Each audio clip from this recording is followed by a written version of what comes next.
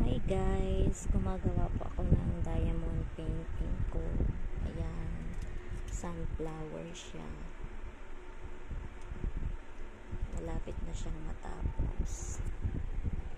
So, naglalagay tayo ng beads guys. Naglalagay ko yung ito, ganyan lang siya, didikit mo lang. Medyo may kamahalan din ito guys kumpara sa cross stitch na ginagawa nila, kasi ano to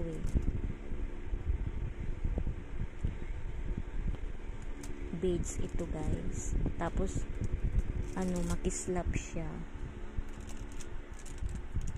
shining, parang shining armor mo, o diba iba guys. Natapos ko na yung papis ko na isa. Next time mag-order ulit ako ng gagawin kong koi naman, yung koi fish, yun yung gagawin ko next time. So ayan, dikit-dikit lang ganito pag wala akong ginagawa guys. Matagal na to, pero ngayon ko lang din tinuloy na gawin kasi tinatamad ako minsan. So ayan,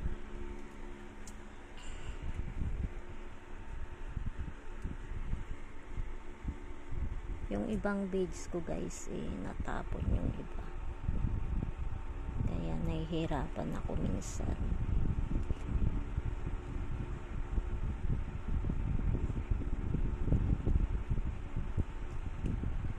Make sure lang na maganda yung pagkakalagay guys, hindi basta lagay lang ng lagay. Okay,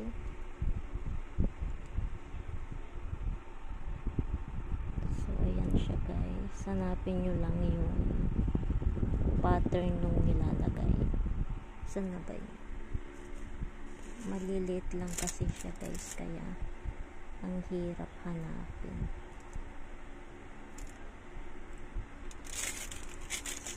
Doon yung iba, yung mga maliliit. So ayan siya guys, dito na lang sa baba siya ang kulang. So ayan guys, balbalag ko ulit ito pag tatapos ko na. Thank you guys.